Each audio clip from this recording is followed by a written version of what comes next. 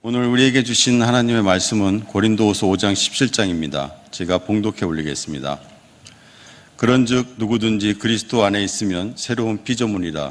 이전 것은 지나갔으니 보라 새 것이 되었도다. 이한나 전도사님께서 그리스도 안에서 새로운 시작이라는 말씀으로 전하실 때 많은 은혜 받는 시간 되시길 바랍니다.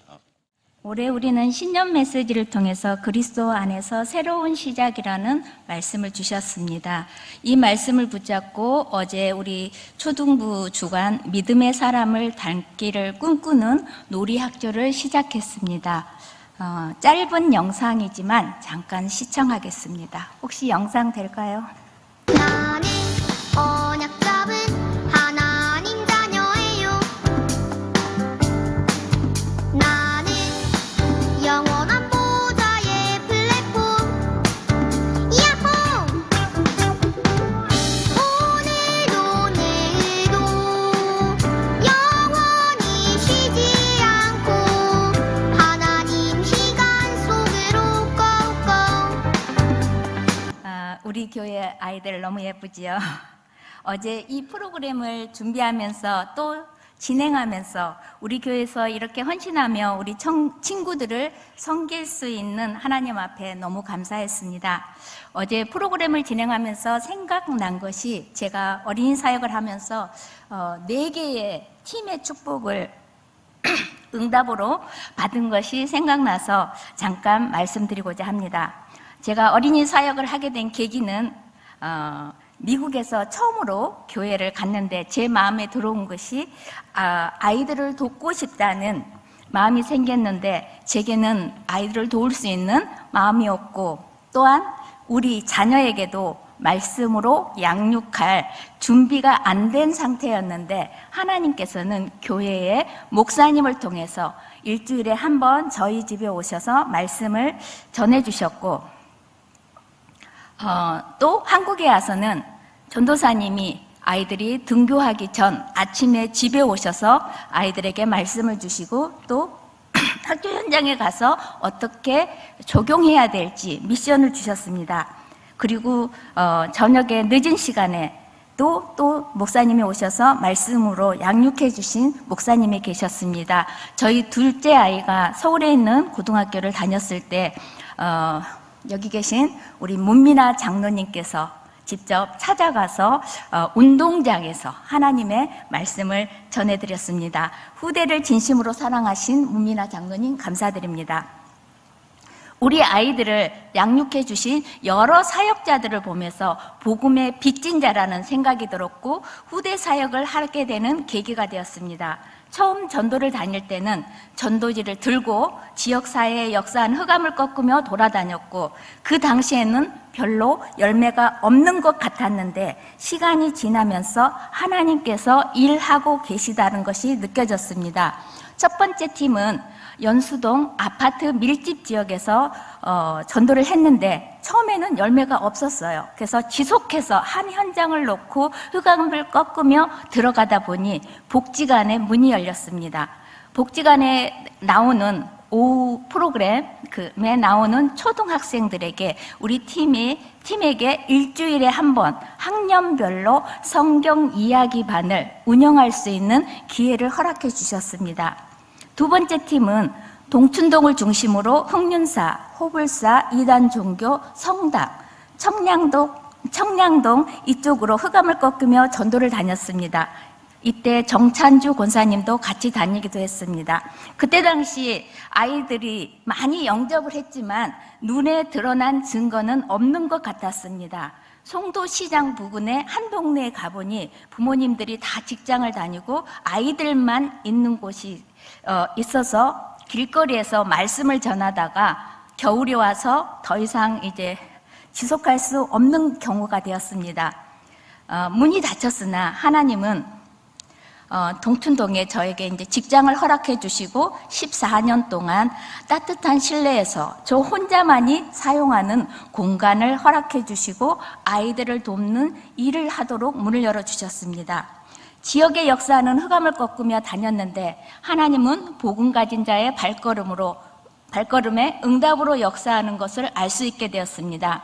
몇 년이 지나지 않아서 우리가 흑암을 꺾으며 다녔던 곳에 곳에서 내려다 보이는 곳에 송도 지교회가 세워지고 또 시간이 지나서 우리 아이들에게 아침 등교 시간 전에 와서 복음을 전해준 분의 교회가 송도에 세워지고 또 한 팀으로 다녔던 분이 목회자로 세워져서 연수구에 교회를 개척하는 것을 보게 되었습니다. 세 번째 팀은 이시종 장로님과 안명숙 집사님입니다. 이 두 분과 같이 부천의 모 초등학교에 문이 열려서 들어갔는데 그때 안명숙 집사님이 재찬이를 임신한 상태로 같이 다녔는데 어제 우리 꿈꾸는 놀이학교 프로그램을 진행하는 진행자로 또 우리 초등부 교사로 같이 사역하는 축복을 주셨습니다. 네 번째 팀의 축복은 우리 초등부 선생님들입니다.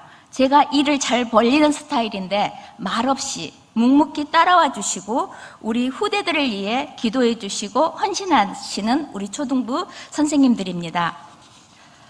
앞서 말씀드린 네 개의 팀은 지금도 서로 소통하며 관계를 이어가고 있습니다. 감사한 일이죠. 저는 부끄럼도 많이 타고 말도 조율 있게 잘 못하시는 걸 하나님께서 아시고 팀의 축복을 허락한 것 같습니다.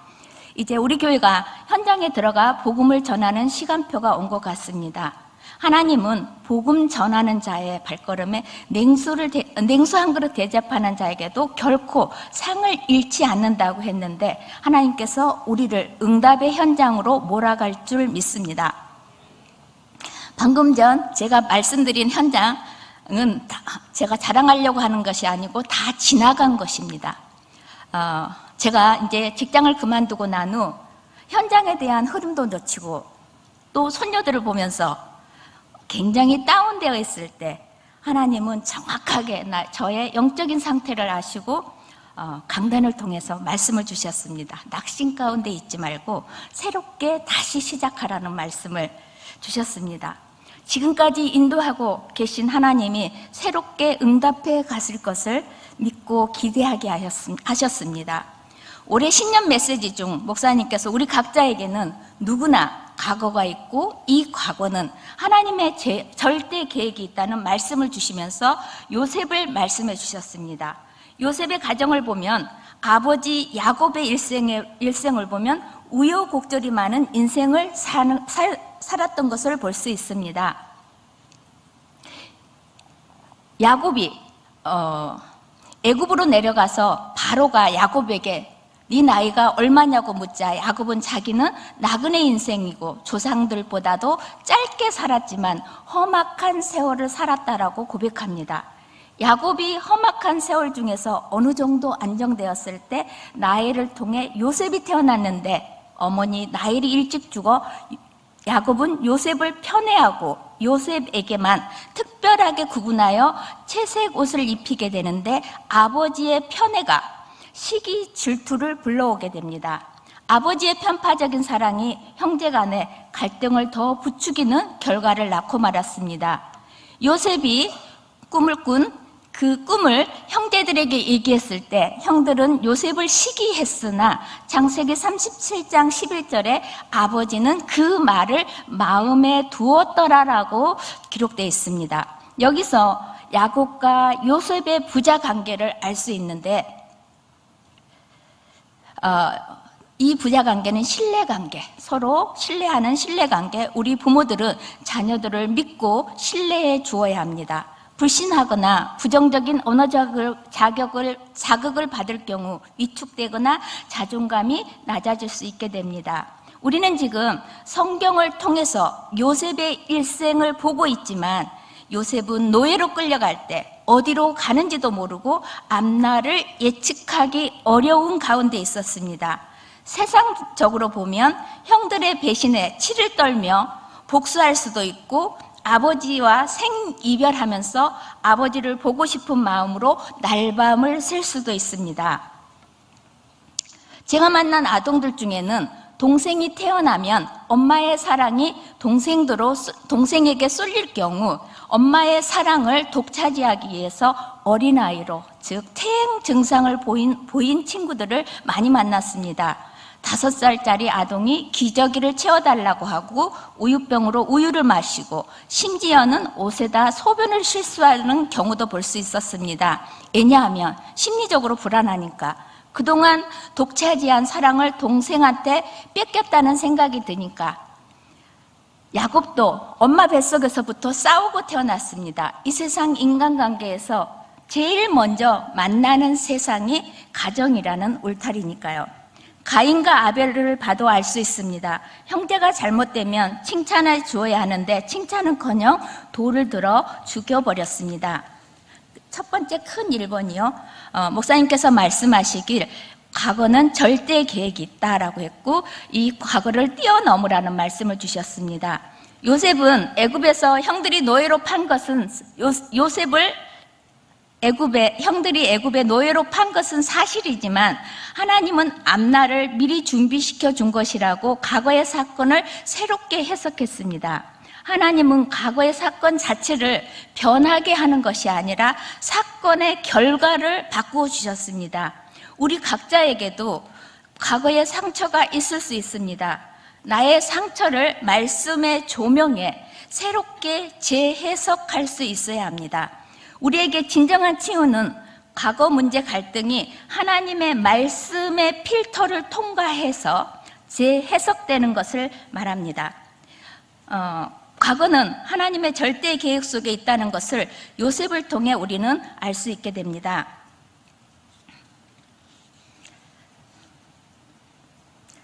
오직 복음, 말씀, 그리스도의 사랑으로만 진정한 치유가 일어날 수 있습니다. 창세기 3장 이후 하나님이 주신 언약, 창세기 3장 15절, 창세기 6장 14절, 창세기 12장 1절로 3절, 이 약속의 말씀, 언약이 이 요셉에게 정확하게 전달되었습니다. 요셉은 어렸을 때 족장들과 아버지 야곱으로부터 정확한 언약을 전달받아 그 언약이 각인 뿌리 체질이 되었습니다. 그리고 작은 1번, 요셉은 조상적부터 전해온 언약을 나의 언약으로 붙잡았습니다. 이 요셉이 요셉이 노예로 팔려가기 전 우리가 잘 아는 이삭과 동시대에 살았습니다. 그렇게 되면은 이삭은 증조부가 되는 거죠. 아니, 할아버지가 되는 거죠. 할아버지가 되는 거죠. 얼마나 많이 이 요셉에게 언약을 전달했겠습니까? 실제적으로 이 이삭이 그 피언약을 사실적으로 체험했기 때문에 우리는 후대에게 우리가 응답받았고 우리에게 있던 중심을 전하고자 하는 마음이 있습니다. 그래서 이삭으로부터 야곱으로부터 수도 없이 많은 언약을 들었을 걸로 예상이 됩니다. 창세기 3장 15절, 여자의 후손이 뱀의 머리를 상하게 할 것이다.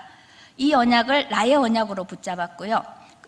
또 너와 나의 가족과 생명을 위하여 방주를 만들라. 창세기 6장 14절의 언약도 요셉은 자기의 언약으로 붙잡았습니다. 또 창세기 12장 1절로 3절, 갈대아 우르의 우상을 떠나 메시아를 보낼 가나안 땅으로 가라. 또 그리고 그 언약이 요셉에게 꿈으로 나타날 정도로 어릴 때부터 각인 뿌리 체질이 되었습니다. 작은 두 번째, 요셉의 삶은 보좌의 축복을 누리는 여정이 되었습니다. 형들 미움으로 보디발집 노예로 갔지만 이 현장에서도 하나님이 함께 하심을 누렸습니다. 보디발 아내 때문에 누명을 쓰고 감옥에 들어갔을 때도 하나님이 함께 하심을 누렸고, 애굽의 총리가 되어 원수 같던 형들을 다시 만나고 아버지가 죽어서 형들이 두려워할 때도 하나님이 주신 언약을 우선으로 붙잡았습니다. 요셉이 죽었을 때도 가나안 땅을 바라보며 자신의 유고를 가나안 땅에 장사해 달라고 하며 끝까지 언약을 붙잡았습니다. 작은 세 번째요. 요셉은 언약을 성취하는 전무후무한 응답을 받았습니다.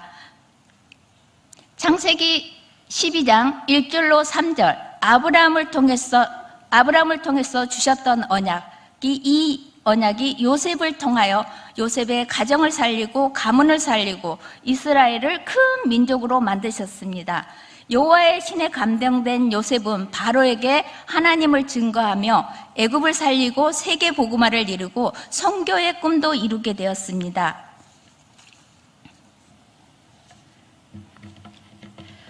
큰 두 번째요. 그리스도께서 세우신 교회라는 이제 제가 타이틀로 2번을 했는데요. 제가 왜 이걸 했느냐면요. 제가 저희 자녀들을 볼 때 복음의 빚진 자, 교회의 빚진 자, 제가 아무것도 해줄 수 없을 때 목사님들이 또 전도사님들이 교회 교사들이 저희 아이들을 양육해 주셨습니다. 교회가 없었다라면 이 일을 해줄 사람이 없었겠죠. 그래서 3월 19일 날 우리 양 목사님께서 에베소서 4장 11절로 16절의 말씀을 주시면서 그리스도의 몸을 세우려 하심이라 이 말씀을 주셨습니다. 그래서 갑자기 설교를 하라고 했는데요. 제가 목회자도 아니고 두렵고 떨리고 그래서 목사님이 하셨던 말씀, 이 말씀을 전해야 되겠다 이제 이렇게 생각을 하게 되었습니다. 그래서 예수님은 교회의 머리시며 또 교회는 그의 몸이며 성도는 몸의 지체입니다. 교회의 몸된 지체는 각각의 역할이 있습니다. 그래서 우리 교회를 보면은 말씀을 증거하시는 목사님, 또 찬양을 하시는 담당하시는 분, 차량 운행을 하시는 분, 우리 양 목사님께서 다양하게 얘기를 해주셨어요. 산업인, 중직자, 또 교사들, 보이지 않는 곳에서 일을 하시는 지체들이 많이 있습니다. 각자의 그 역할을 맡은 자리에서 최선을 다하고 계십니다. 그래서 하나라도 빠지면 퍼즐이 맞지 않으면 돌아가지 않겠죠. 그래서 우리 사랑의 교회는 하나님께서 굉장히 사랑하시고 또 우리 교회에 오신 성도들을 하나님이 사랑하신 것을 알 수 있습니다. 그래서 각 사람을 몸의 지체에 바울이 비유하기도 했습니다. 작은 1번이요. 교회에 주신 은혜의 선물이 직분이라고 했습니다. 우리에게 직분을 선물로 주셨다고 했는데요. 그리스도께서 교회를 위해서 하나님께서 여러 가지 은사들과 선물을 주셨습니다. 에베소서 4장 11절에 보면 그가 혹은 사도로 혹은 선지자로 혹은 복음 전하는 자로 혹은 목사와 교사로 주었느니라고 했습니다. 교회의 직분은 교회를 위해 주신 하나님의 선물입니다. 우리에게 주신 선물이요. 선물이 바로 그 직분이고요. 선물은 받은 이가 있죠. 선물이 주신 자가 있다라면 선물은 받은 이가 있잖아요. 이 받은 이는 각자 우리의 성도들입니다. 우리 개개인들이고요. 그러면 선물을 주신 목적이 있겠죠. 선물을 주려면 목적이 있이 선물을 주잖아요. 아무런 목적 없이 선물을 안 주잖아요. 12절에 보면 왜 사람이 이런 직분을 주셨는가가 나옵니다. 왜 사람들에게 이런 직분을 주셨는가가 나옵니다. 성도를 온전케 하는 일, 또 두 번째 봉사의 일을 하게 하는 일, 또 세 번째 그리스도의 몸을 세우는 일이라고 했습니다. 우리에게 주시는 직분을 주신 목적이에요. 그래서 우리는 주신 이의 그 목적을 잘 이루어드리는 게 우리 직분 받은 자들의 해야 될 도리라고 생각합니다. 이 선물을 주신 목적 가운데 두 번째, 성도를 온전케 하시기 위해서라고 했는데 모든 성도는 하나님께서 선택하시고 그리스도의 피로 구속하시고 성령으로 거듭나게 하셔서 예수님을 믿는 모든 사람들을 성도라고 합니다. 성도는 거룩한 무리요 거룩한 백성입니다. 죄와 사망과 마귀의 권세, 이 악한 세상에서 불러내어 우리를 하나님께로 그리스도 안으로 불러주셨습니다. 거룩이라는 말의 뜻은 하나님을 위해서 구별했다라는 뜻입니다. 하나님께서는 우리 성도들을 온전케 하시기 위해서 우리 교회를 이곳에 세워주시고 또 우리 목사님들을 세워주셔서 우리에게 강단을 통해서 지속적으로 우리에게 말씀을 주시고 우리를 세밀하게 인도해 나가고 계십니다. 세 번째요. 봉사의 일을 하여 그리스도의 몸을 세우려 하심. 그래서 고린도후서 5장 18절을 보면 모든 것이 하나님께로부터 났으니 저가 그리스도로 말미암아 우리를 자기와 화목해 하시고 또 우리에게 화목해 하는 직책을 주셨으니라고 했습니다. 직분이란 하나님과 우리가 화목하게 되는 일을 예수님께서 이루셨다라는 것을 전하는 것이 봉사의 일입니다. 이것은 사도만이 아니라 모든 성도에게 다 해당되는 직분입니다. 그래서 오늘 우리 본문을 읽었던 고린도후서 5장 17절을 보면 그런즉 누구든지 그리스도 안에 있으면 새로운 피조물이라 이전 것은 지나갔으니 보라 새 것이 되었도다라고 했습니다. 우리에게 하나님께서는 말씀을 주시고 그 말씀을 이루어 가시는 그 사실을 우리는 강단을 통해서 선포되는 말씀을 통해서 매일 확인할 수 있고 또 시간이 지난 후에도 확인할 수 있는 이런 축복을 주셨습니다. 그래서 우리 양 목사님께서 말씀하시기를 교회는 유기적 공동체라 이 말씀을 주셨고 교회 밖에서는 절대로 신앙이 성장하지 못한다. 이 말씀을 주셨습니다. 그때 그래서 그리고 그리스도께서 우리를 직분자로 세운 것은 그리스도의 몸을 세우기 위함이라라고 하셨고 복음을 위해서 헌신한 우리에게 하나님께서 주신 응답은 디모데전서 3장 18절 말씀을 주셨습니다. 직분자의 직분을 잘한 사람은 아름다운 지위와 그리스도 예수 안에 있는 믿음의 큰 담력을 얻느니라 이 말씀을 주시면서 이 말씀은 내세에 받는 축복이 아니라 현세에 받을 축복이라고 하셨습니다.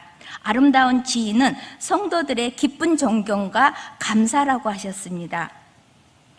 우리가 하나님께서 주신 직분의 자리에서 그리스도의 몸을 세우고 헌신하고 마음을 담는다면 믿음의 담력을 얻는다고 했는데 자라나는 후대에게 할 말이 있게 한다고 목사님께서 말씀하셨습니다. 그래서 우리가 우리 후대에게 하나님의 말씀을 전하고 후대를 양육하는 이 모든 일들 시간이 지나면서 하나님께서 우리에게 증거거리를 주시고 또 우리를 통해서 제자가 세워져 가는 그런 현장을 보게 하실 거라는 것을 기대하게 하신 것을 보게 되었습니다.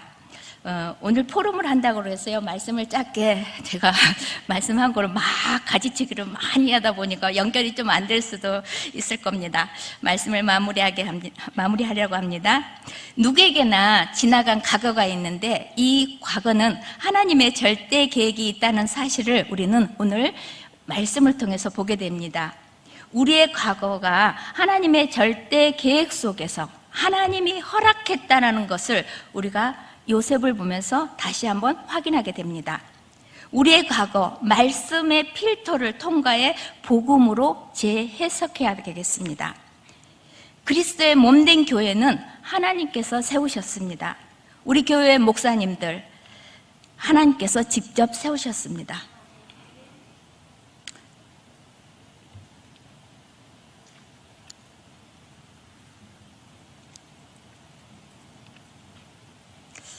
우리가 사랑의 교회에 온 것도